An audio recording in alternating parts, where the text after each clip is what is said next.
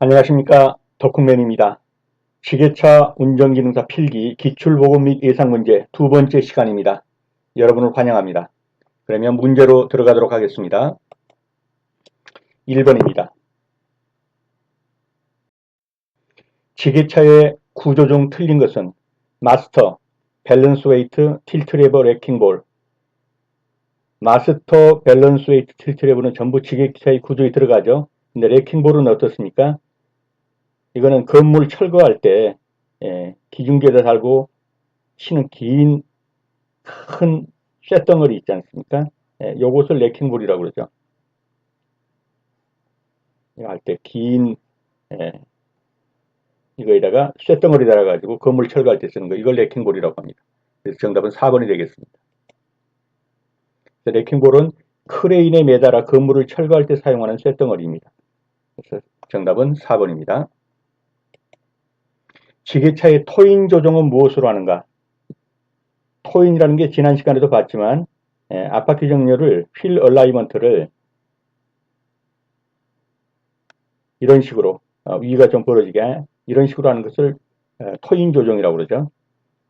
이 토인 조정은 무엇으로 합니까? 네, 타이로드로 합니다. 죄송합니다. 타이로드는 지금 보시는 이 부분입니다. 이 부분의 길이를 조정해서 토인을 조정합니다. 그래서 토인 조정은 타이로드로 한다는 거 기억해 주십시오. 다음은 지게차의 조향 휠이 정상보다 돌리기 힘들 때의 원인이다. 가장 거리가 먼 것은 조향 휠을 어떻게 하죠? 오일로 유압유로 작동을 시키죠. 그렇기 때문에 오일 펌프가 파손된다든지 오일이 부족하다든지 오일 호스가 파손되었다. 그러면은 돌리기 힘들죠. 그런데 타이어의 공기압이 과소, 공기압이 없다. 그러면 돌리기 힘들지만 과다는 아니죠. 이때는 오히려 돌리기가 좋죠. 과다하니까. 근데 타이어 공기압이 과소할 때, 너무 없을 때, 이때는 돌리기가 힘듭니다. 정답은 4번이 되겠습니다. 타이어의 공기압이 낮으면 지게차의 조향율이 정상보다 돌리기가 어렵습니다. 수동식 변속기 건설기계를 운행 중에 급가속시켰더니 기관의 회전은 상승하는데 플라휠은 돕니다. 그런데 차속이 증속되지 않는다면 문제는 뭐가 있어요? 클러치가 제대로 지금 작동을 안 해주고 있다는 얘기죠. 그래서 동력 전달이 제대로 안 되고 있다. 결국은 클러치 디스크의 과대 마모, 이것이 원인일 수가 있죠. 그러나 뭐 페달 유격이 과소하다 그러면 미끄러질 수가 있지만 과대하다도 아니고요. 그래서 여기서 정답은 4번이 되겠고요. 동력의 전달에 문제가 있는 경우 클러치 디스크가 과대 마모가 되면 엔진의 회전 변화가 이후 동력 전달 장치로 제대로 이루어지지 않아서 차속이 증속되지 않을 수가 있습니다. 정답은 4번이 되겠습니다. 지게차 기관의 시동용으로 사용하는 일반적인 전동기, 이 건설기계에서 사용하는 전동기는 어떤 전동기입니까? 직권식 전동기입니다. 힘이 좋아야죠. 직권식 전동기가 사용되고 있습니다. 건설기계에서는 직권식 전동기를 시동모터로 사용한다. 직권식 전동기입니다. 지게차 운전 후 점검과 가장 관계가 없는 것은 운전 후입니다. 기름에 누설 부위가 있는지 점검해 본다. 맞습니다. 연료를 그렇습니다. 작업 끝나고서 연료를 보충해 줍니다. 각종 게이지를 점검한다. 이건 아니죠. 이건 작업 전에 게이지 점검이 들어가는 겁니다. 타이어 손상 여부를 확인한다. 이것도 맞습니다. 작업 전에 해야 될 것과 운전 후, 작업 후에 해야 될 것과 작업 전에 해야 될 걸 구별하는 거죠. 그래서 각종 게이지를 점검한다는 것은 운전 전의 점검 사항입니다. 각종 게이지 점검은 운전 전 점검 사항입니다. 지게차의 운반 방법 중 틀린 것은 운반 중 마스터를 뒤로 4도가량 경사시킨다. 맞습니다. 화물 운반 시 내리막길은 후진, 오르막길은 전진한다. 이렇게 있을 때 짐이 위쪽에 있어야 한다고 그랬죠. 짐이 위쪽에 있어야 합니다. 그러니까 오르막길에서는 전진일 거고 내리막길에서는 후진으로 내려오는 겁니다. 후진으로. 짐이 위쪽에 있어야 하니까요. 근데 화물 적재 운반 시 항상 후진으로 운반한다. 그러니까 틀렸죠. 예. 오르막길은 전진, 내리막길은 후진. 이렇게 한다는 거죠. 운반 중 포크는 지면에서 20 내지 30. 포크는 지면에서 20 내지 30cm 떼고 운행을 합니다. 이것도 맞는 표현입니다. 틀린 것은 3번이 되겠습니다. 지게차에 화물을 싣고 주행할 때 항상 화물이 어떻게 된다고요? 위쪽에, 경사지의 위쪽에 위치하고 해야 합니다. 그래서 올라갈 때는 전진, 내려간다면 위쪽에 있으니까 후진, 이런 식으로 해야 한다는 거죠. 기어 펌프에 대한 설명으로 맞는 것은, 기어 펌프는 어떤 펌프입니까? 항상 일정한 용량을 펌핑하는 펌프입니다. 정용량 펌프가 되겠습니다. 기어 펌프는 토출 압력이 바뀐다 해도 토출 유량이 크게 변하지 않는 정용량 펌프입니다. 도로의 중앙선이 황색 실선과 황색 점선인 복선으로 되어 있다. 그러면 어떻습니까?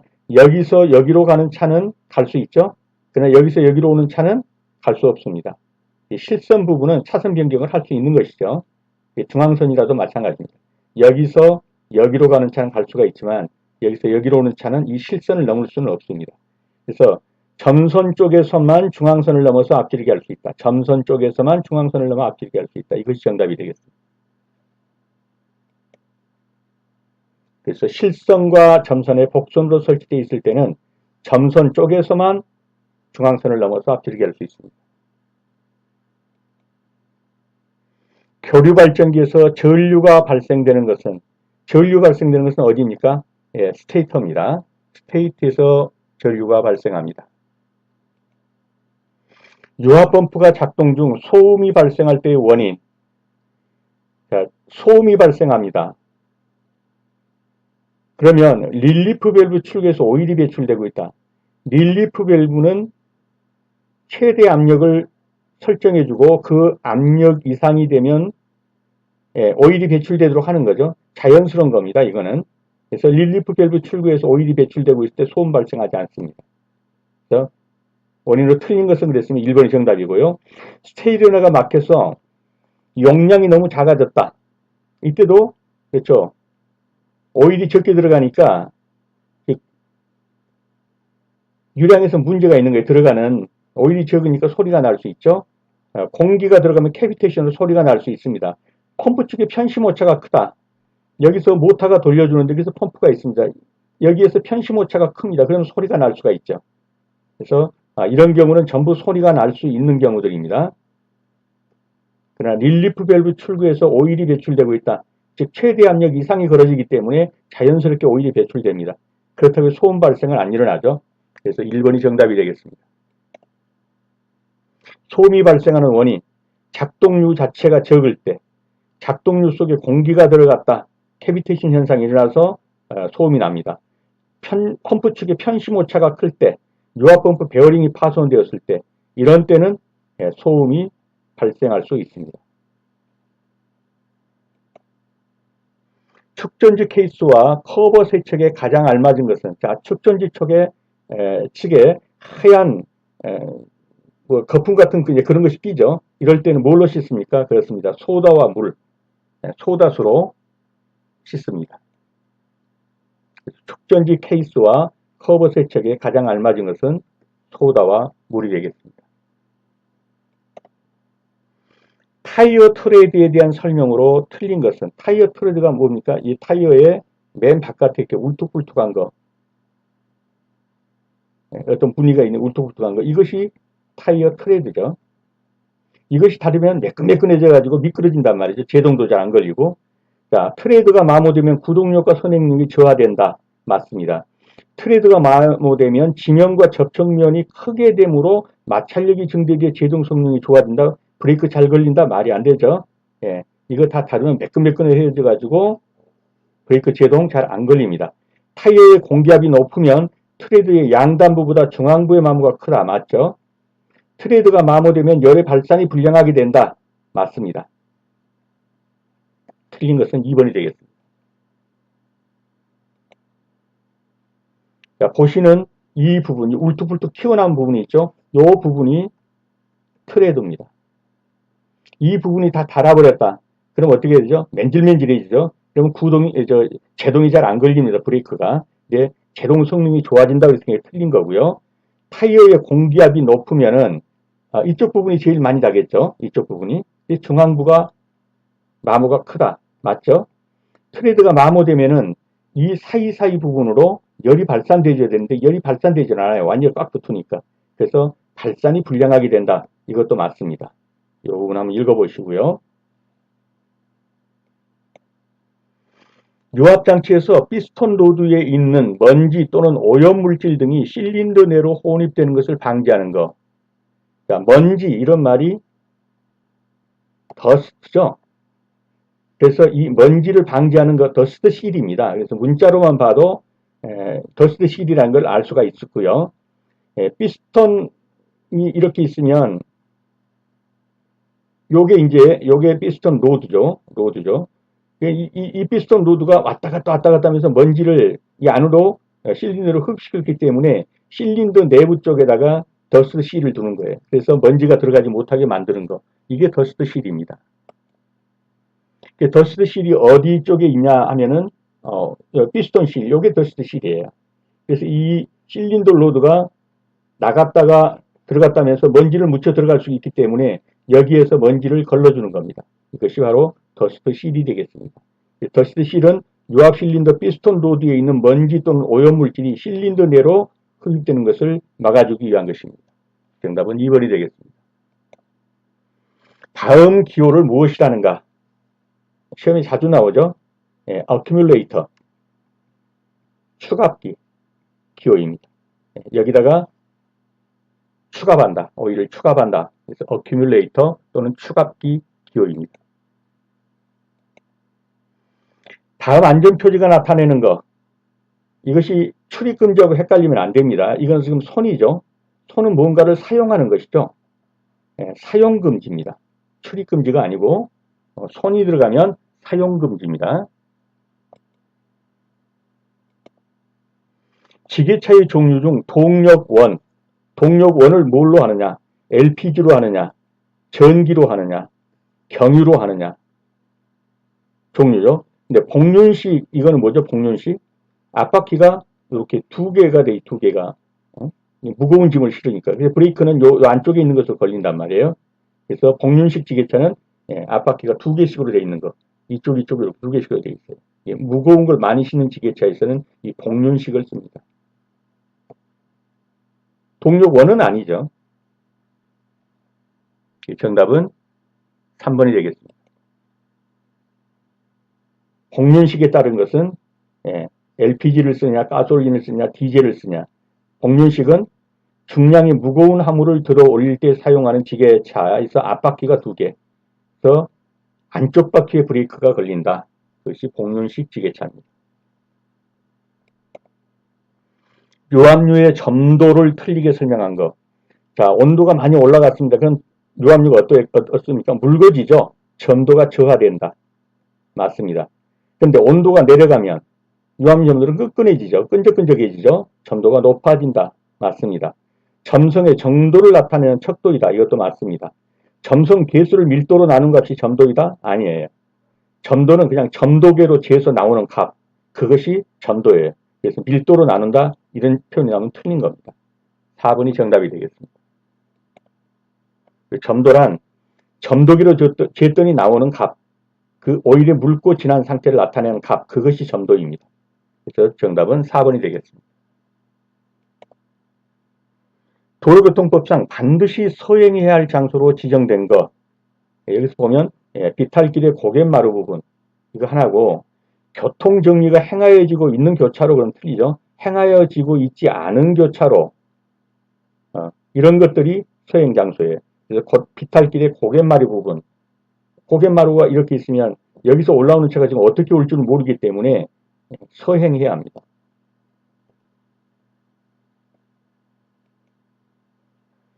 그래서 서행해야 될 거, 교통정리를 하고 있지 않은 교차로 도로가 구부러진 것, 이렇게 구부러졌다면 여기에서 어떻게 오는 것이 보이지 않기 때문에 여기서는 서행해야 됩니다. 도로가 구부러진 곳에서는 비탈길의 고갯마루 부근, 가파른 비탈길의 내리막 서행해야죠. 시도경찰 경찰청장이 여기는 위험한 곳이니까 서행하시오. 이렇게 팻말 달아놓은 거 여기도 서행해야 합니다. 그래서 이런 곳은 서행해야 하는 것이고요. 볼트나 너트를 규정된 힘으로 토크 요게 힘이란 말이죠. 이 규정된 힘을 딱 정밀 기계일수록 여기는 몇으로 조이세요. 여기는 몇으로 조이세요. 이런 게 다 규정돼 있어요. 이 규정된 값으로 조일 때 사용하는 그것을 뭐라고 합니까? 토크렌치라고 그러죠. 그래서 토크렌치가 이렇게 생겼어요. 여기서 조이는 힘이 여기에 계기판에 나타난단 말이죠. 내가 지금 조이고 있는 힘이 얼마인지. 그래서 자동차라든가 자전거, 정밀기계 등에서는 부품 대부분에다가 조립할 때 나사나 볼트를 조이는 토크가 규정돼 있어요. 토크가. 이 규정된 값에 도달하면 그만 조여야 돼요. 이렇게 할 수 있는 것이 토크렌치예요. 정답은 3번이 되겠습니다.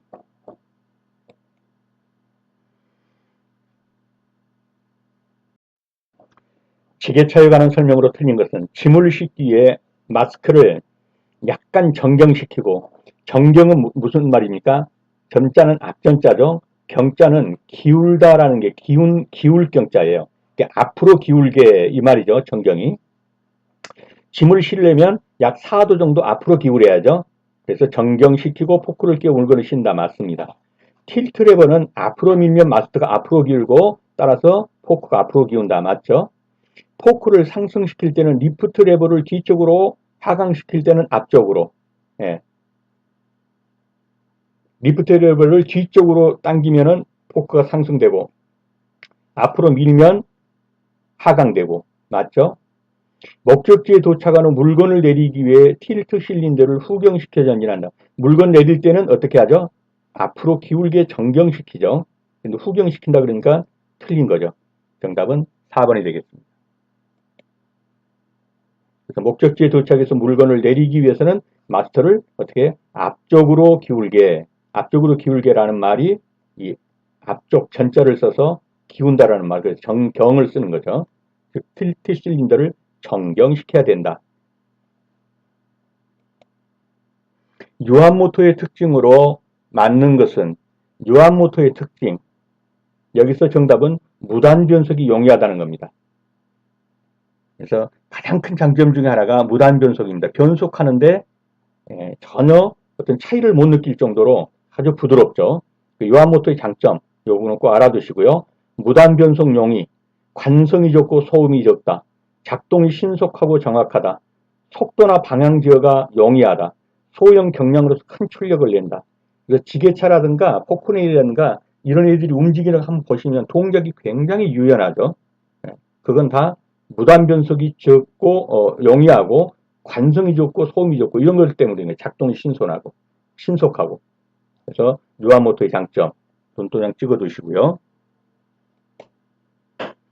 벨트 취급에 대한 안전사항 중 틀린 것은, 잘 못하죠. 중 틀린 것은 벨트 교환 시 회전을 완전히 멈춘 상태에서 해야 되죠.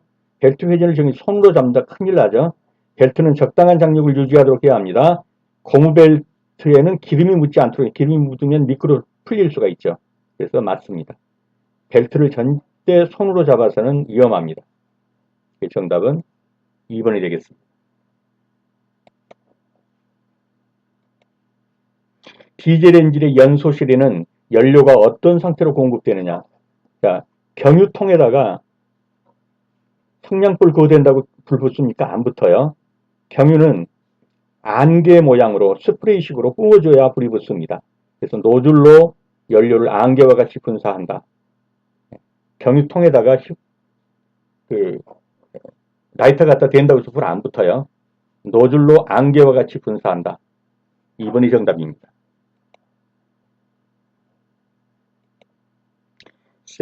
세미 실드빔 형식의 전조등을 사용하는 건설기계 장비에서 전조등이 점등되지 않을 때 실드빔 형식이면 어떻습니까? 이게 전체를 교환해야 합니다. 그러나 세미 실드빔 형식은 어떻죠?